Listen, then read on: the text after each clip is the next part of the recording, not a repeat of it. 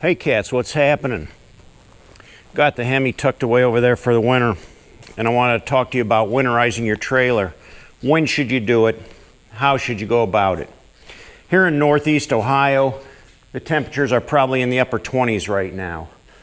Our trailer's already winterized, but if it wasn't, I still would be okay up to this point. I think it has to get probably into the mid-20s or lower to get to the point where it's going to split your pipes. Now, the pipes in an RV are just like plastic tubing, so they can split out real easy if they freeze, and that's what you don't want. So how do you prevent that? Okay, there's two different things you can do. You can take your RV to the dealer and have them winterize it, or you can winterize it yourself. If you do winterize it yourself, I would suggest that you know what you're doing, because if you make one little slip up and there's water somewhere in the system and that freezes and splits a pipe or blows open a fixture or something, you're going to be into it for a lot of money to repair. In our case, I think we spent about $100 to get it winterized, and to me that was well worth the issue, because that way I didn't have to worry about it. I knew that it was being taken care of, and I knew it was being taken care of properly. Without any worries. Say for instance, if your water heater was to freeze, big price thing there, big cost. You'd be up a creek if you had to replace your water heater, hundreds and hundreds of dollars. I had a friend that winterized his trailer, his RV, and what happened was he forgot to drain the shower head. So come spring, when he turned his water back on in his trailer, the water was spraying all over the shower and he had to replace the shower head. Another friend had other issues because he tried to winterize his RV. Now the other thing, when you do it yourself, you have to use pressurized air to blow through the lines to get the water out. And if you put too much air pressure in there, you can also damage your water system. So I'm just saying, you need to know what you're doing before you decide to winterize your own RV. Take it to the professionals if you don't know what you're doing. Spend the $100 and get it done, and rest assured that it's done right. So what's the best time to get my RV winterized? I like to camp in the fall. Fall is really good camping. You know, and temperatures can go down in the 40s at night, even the upper 30s. That's fine. No problem there. But then there comes that window of when you need to decide, I've got to get this thing winterized and get the water turned off and get some antifreeze in the system. Remember that if you're going to take it to an RV dealer to have them winterize it, they're usually booked up that time of year, so you need to kind of make arrangements ahead of time. You're going to have to plan a couple weeks ahead of time, make an appointment to get it in there. I was thinking I could bring it in and drop it off that day, and they said, no, you're like 2 weeks out, and that pushed us all the way into the 1st of November, and we were still fine. We had no problem because the temperatures stayed up in the 50s and 60s. It wasn't an issue. Had the temperature dropped into freezing temperatures, they said, here's what you'd have to do is turn the furnace on. Now, we also have an electric fireplace in there.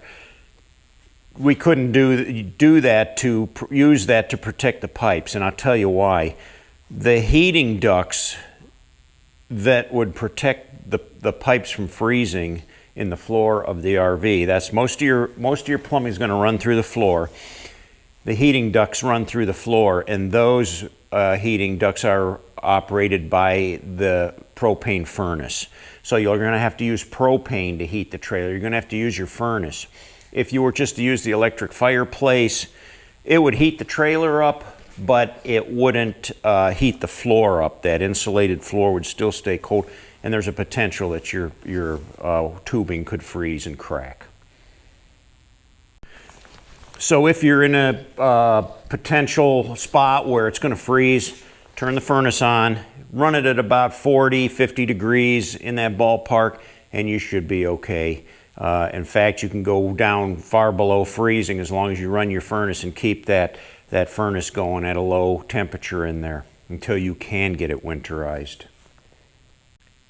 Now, just another thing to remember, the drop pipes for your black tank and your gray tanks come down below the bottom of the trailer. They're not insulated, so any liquid that's laying in there will freeze. And there are valves in there that could also be damaged if there's fluid or water in those. So you want to make sure that's all drained out pretty well, and get some RV antifreeze down in there too. Now, when you leave your RV sit for the whole winter, especially up here, it's going to be probably about, I don't know, 3-4 months it's going to sit. You may have a rodent problem, or you may have mice that can get in there. So it might be wise to set some mouse traps, or to put some kind of rodent control around there. I used some mouse traps. Haven't had any problem yet, but it wouldn't surprise me to see some mice in there. Now, one thing that I would recommend you need to do is, you don't want your RV sitting out in the weather all winter long. So you should get a cover for it. And I see people that will go to like the Walmart and buy these, or Home Depot, and buy these big blue plastic tarps and put bungee cords on them and cover their RV up with that.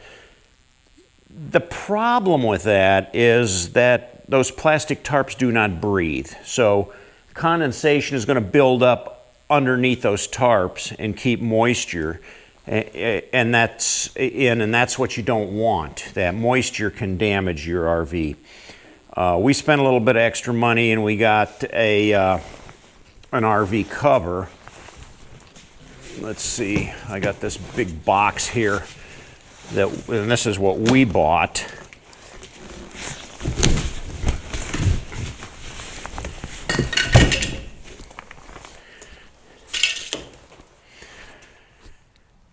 This is what we bought. It's a breathable cover. It was sized for our exact RV.